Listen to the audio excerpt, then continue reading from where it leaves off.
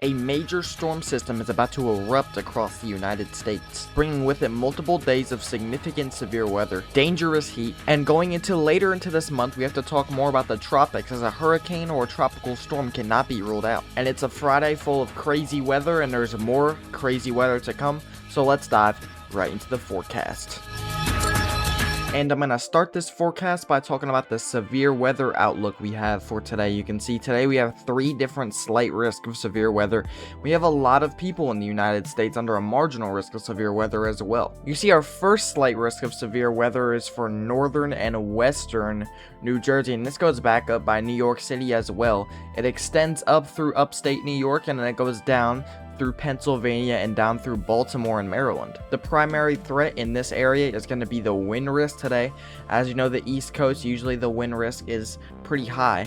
The hail risk for today sitting at a low 5% over northern New Jersey, and this goes back through central New Jersey up through most of New York City there, and then it extends a little bit farther through Pennsylvania up through Scranton and a little bit of upstate New York. Today's tornado risk is a 0% in the area, so the National Weather Service has not put out an outlook or a tornado chance, so we think tornadoes are pretty much ruled out. Our second area and our biggest slight risk that we have here on the table today is this slight risk of severe weather that goes through through southern to northern central Iowa, and this goes back up through Minnesota as well. And this is the area that today the National Weather Service has went ahead and issued a 2% tornado risk. So we think a possible spin up or a few spin ups are possible today in this area. Are we talking these long track big tornadoes? No, we're not talking these massive tornadoes that are going to cause a bunch of destruction. We're talking about these tornadoes that can come up from these storm systems very quickly, and by the next few radar scans are already gone, and they can produce winds up to about 120 miles per hour. But once again, up here, our wind risk is our driving factor for this slight risk today. You can see over Des Moines, Waterloo, back through Cedar Rapids, and we go up through Fort Dodge, Mason City, and then we go back up through Interstate 90 there.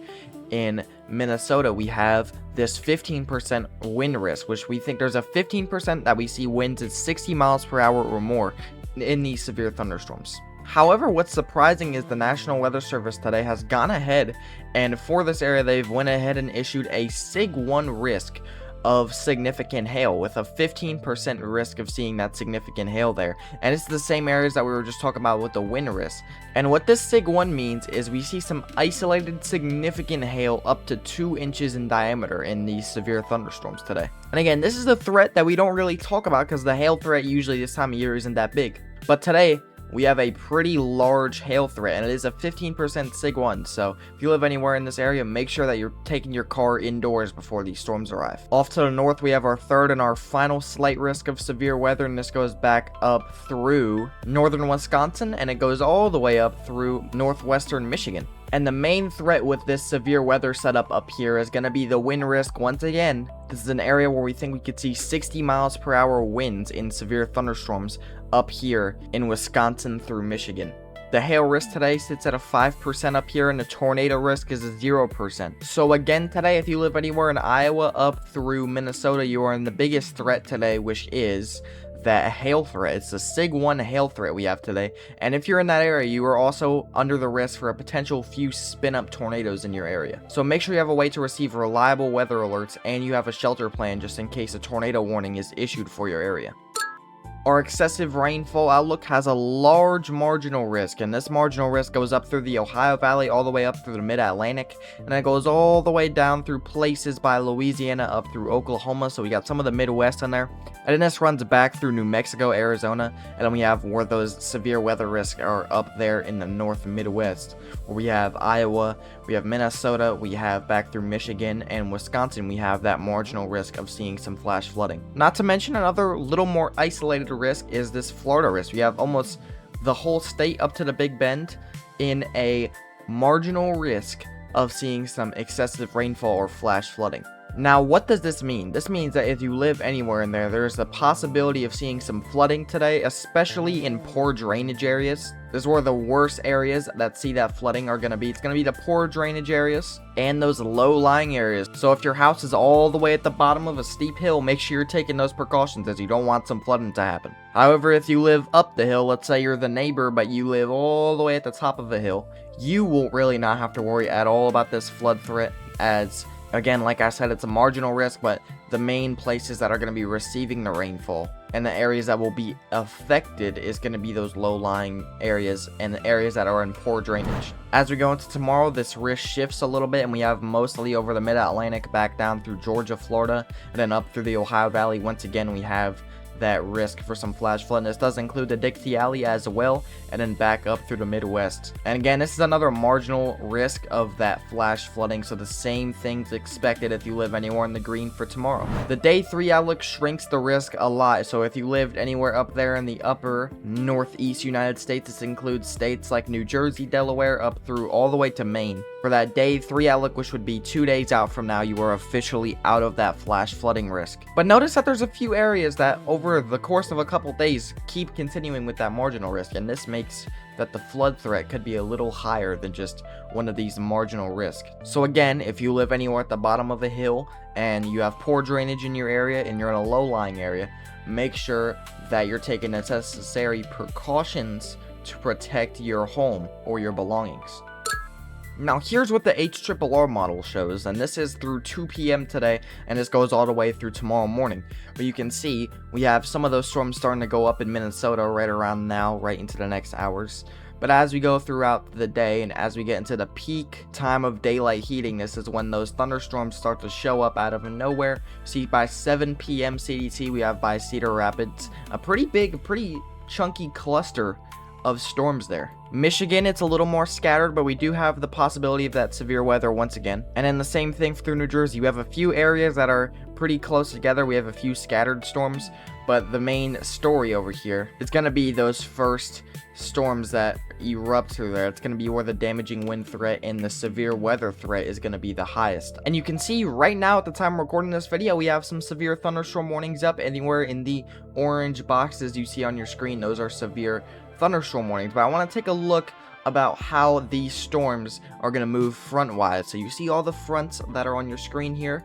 We have a few areas of high pressure just to the north of where these storms are forming. We have sort of a trough that's moving through here, and this is what's bringing that line where thunderstorms can build across that line up here, and that's why we have that severe weather risk. Additionally, up here, this is where the main story is. This big line, this big low pressure area is going to push through, and as this low pressure line continues, you're gonna see more storms start to pop up along that line here. And in this area specifically, why we have this big severe weather risk day is because we have all of the ingredients that are coming together. We have a lot of cape in this area. We have a lot of instability as it hasn't been that cloudy, so the nice warm sun has been able to go against the ground, heat up the ground, and then that heat rises up into the atmosphere, and this is where you have that loaded gun ready for whenever a front moves by for those storms to pop up out of nowhere. So think of all the ingredients as the fuel. And you have all of that fuel, but you need something to trigger it. You need, when you put the fuel in an engine, you have to turn the engine on. You need something to trigger everything to start. And that is exactly what this front that moving through is. This is the main engine. This is the driving. Why we're going to see severe thunderstorms up here today is because of this. And we're about to dive a whole lot deeper into these storm systems. But before I do, I want to talk about the best radar that I have ever used. This is WXRundown. If you're looking for fast, reliable, and accurate weather data, then WXRundown is for you. With over 8 different unique map styles, tons of radar customizations, and much more that I don't have the time in this segment of the video to talk about. WXRundown is run by a team of individuals. It's a small company, but it's a very fast growing and quick achieving company. Also, my friend Cruz Haynes WX is also a partner with WXRundown. And not to mention that WXRundown has their own official YouTube channel. They have their own official app on iOS, and they have an Android app coming soon for any of you Android users. So what are you waiting for? Go check out WXRundown in the description, and thank you for powering this video. Now, let's get back into the forecast. And now it's time to talk about the hurricane side of things. Are we expecting the cyclone development? Are we expecting our next hurricane this week going into next week? What I'll tell you from right now is we're not expecting anything over the next week. You can see the National Hurricane Center has made their tropical weather outlook, and it says cyclone activity is not expected in the next 7 days anywhere in the Atlantic, the Gulf, and that goes back down through the Caribbean as well. And these outlooks typically get updated around 4 times a day. They usually get around 7 a.m. EDT, 1:30 p.m. usually, and then it goes back through 7 p.m. and then the next update after that would be 1 a.m. But if we take a look right now, we have some active tropics here as far as the tropical waves that are moving across. So you have multiple areas of tropic waves. We have 3 right now in the Atlantic basin. And then when we go back towards the East Pacific, we have another one. But right now we have 3 of these tropic waves and pretty much troughs that are moving through. This is where, think of the United States trough. You have that big line that moves through, and that's where thunderstorms build across that line. This is an inverted trough, pretty much. And what this is since it's coming off, instead of going east like all the troughs in the United States, these move west. And these move west into the Caribbean. And this is why we see those tropic waves come off of Africa. Now, what these are, again, are just the complete opposite of what the troughs are that we see on the United States. They spin in the counterclockwise direction. And what we see with this is a trough where thunderstorms build across lines, and these move through the Atlantic. So right now we have 3 troughs that are located in the Atlantic. We have one that is out here in the East Pacific, but this is out of the area, so this is not going to pose a threat to anywhere in the Atlantic. As of right now, that's not going to pose any threat for us. But I'm going to talk a little bit more about these ones that are moving through. You can see the tropical convergence zone. It's indicated by that red line there with the squiggles through it, and what that is the convergence zone of when these tropic waves meet up in this area. And this pushes a little bit more north. You can get some stronger storms, and this is what initiates that low pressure, and that's what starts the whole hurricane building process. We also have the north high pressure ridge, which is always there pretty much, but it just moves around the Atlantic a little bit, and you can see right now it's sitting a little bit closer to the Carolinas, a little bit closer to the United States, and this actually dictates the movement of how storms in the Atlantic and the Caribbean and the Gulf kind of move. When you have this big high pressure ridge, it's a big influence, and right now you can see these little bars on your screen and the ends pointing in this direction. That's the way that the winds are moving around this. So you can see the winds going around in this way, and then the high pressure ridge pulls them off to the northeast very quickly. So if any storms were to develop out here, which we have some convection, it would take that northern track and then wrap around it and work its way east. A good example of this is the one last year we had Hurricane Melissa. We had the ridge of high pressure sitting pretty close to where it is right now, I would say. We had a high pressure area that was moving through, and what this was allowing it to do is kind of continue to use that westerly flow, that west direction. However, over the Gulf where this was, it died out very quickly, and when this did die out, it allowed the high pressure ridge to take over here, and what this did is just change the movement to that northerly flow so it could wrap around it, as you know, which ultimately ended it up going straight through Jamaica. So it went in that western track and just completely changed because something died here over the Gulf, and it completely changed direction. That's why we saw Jamaica get impacted by Hurricane Melissa last year. But the good news is there's no Melissas right now out there in the Atlantic. You can see this is a look at what the Atlantic back through the North Atlantic and the East Pacific are looking like right now. And you can see we do have some of that convection, those thunderstorms off in the Gulf, and then we have another big cluster of thunderstorms off to the east of Florida. And you're probably seeing this on your screen. You're like, oh, why are you not talking about that? It looks like a pretty big storm system there. We're not talking about that in the North Atlantic? No. And the reason we're not talking about that is you have the high pressure ridges moving through. This is going to continue to work its way kind of east. It is associated with a little bit of the low, but this will continue to work its way east. And what that will do is when you get up here, the waters get much less favorable for that tropic development, and the storm gets ripped in half like string cheese. That's why whenever you see the storms do this way, kind of work their way through, and then they go up through northeast, they always die when they get up here. So this is a very, very weak low pressure area that was moving through, and this was what was supposed to be Cristobal, passing pretty close to North Carolina, but the models kind of predicted it wrong, and now it's all the way up here, and it's not really posing much of a threat to anyone right now. And here's a look at the coast of Africa right now. This is where we have those tropic waves moving off. And you see some of these on the island. You see some of these tropic waves that are coming in. They looked crazy the other day, very high up in the atmosphere. But you're wondering, hey, what is going on here? They come off of the coast and then they just immediately die when they go in here. What actually happens, since the waters are pretty cold around the coast line, what will actually happen is when these storms move to that coastline with the unfavorable conditions, they'll split apart, they'll weaken very quickly. However, when they get over the warm waters of the Atlantic, that's when development will begin. And this is the most common way of development when you have one of these tropic waves or troughs that move off the coast of Africa and they continue to work their way west. This is when we have the tropical development being possible. And once again, the waters are very favorable for that development right now. You can see the reds indicate that very warm water. So we have that very warm water over there open in that Atlantic area, which you'd say, hey, this is gonna support that big tropical development, right? Are we seeing our next hurricane out of this? And my answer is probably not, even though we have some strong tropic waves moving through right now. This is the wind shear map, and what this does, I'm gonna put a drawing off to the side here. What a tropic wave, or what this wind shear does, is, think of it, when you have light wind shear, as you go up through the atmosphere, the winds change direction. And what this means is you can have it one way down here, and then up here it's the complete opposite direction. That's directional wind shear. However, what this does is rips the thunderstorm apart. When we have that strong wind shear, it makes the storm not able to form. And what hurricanes want is that tall, nice layer where there's little wind shear so they can stack. And what this is those thunderstorms stacking those low pressure areas.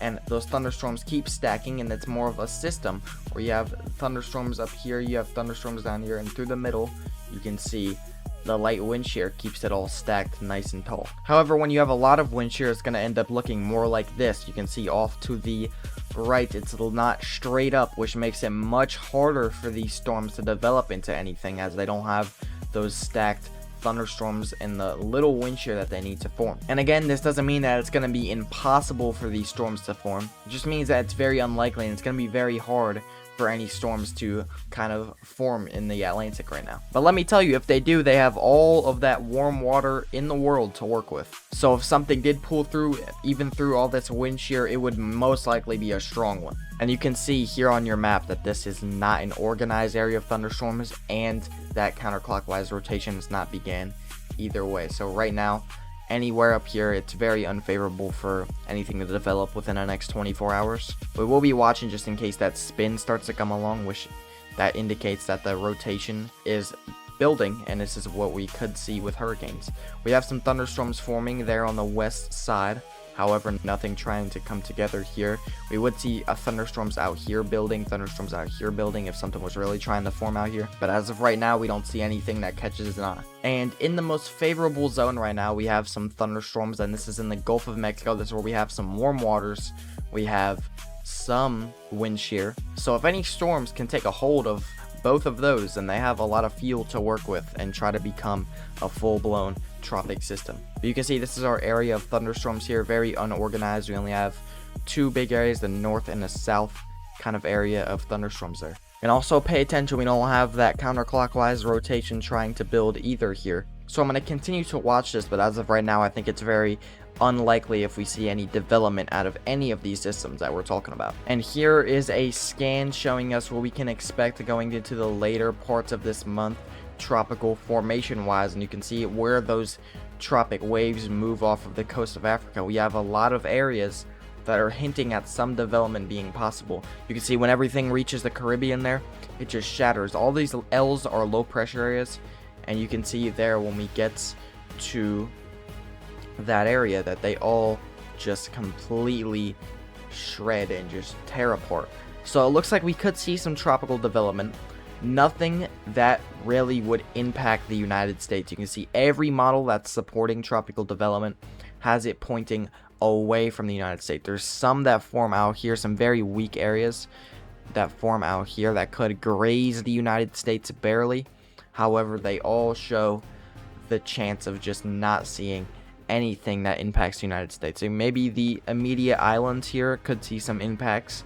Barbados, St. Lucia, and this goes back up through Puerto Rico potentially. But even places like the islands of Jamaica and then back up through Haiti, Dominican, Bahamas, and then through there in Cuba, it looks like we're not going to be worrying about any tropical systems soon. And I know there's a lot of spaghetti models here. There's a lot of models that show something developing, and there's especially a lot of them in this southerly line here. But as of right now, even if these do form into anything, and we do get formation here, I just don't think that they're really going to do anything. So if any of these come through, the ones that would be at watch, or the areas that I would watch, is going to be anywhere through here for the potential of some tropical development that could graze the coast, the east coast of the United States here, and touch Florida as well. And that's all for this video. If you enjoyed, make sure to like, make sure to subscribe. Also share the video. As you know, I'm an official WX Rundown partner, and I make content almost every day here on the channel. So make sure you like, make sure you subscribe, and I'll see you guys in the next forecast.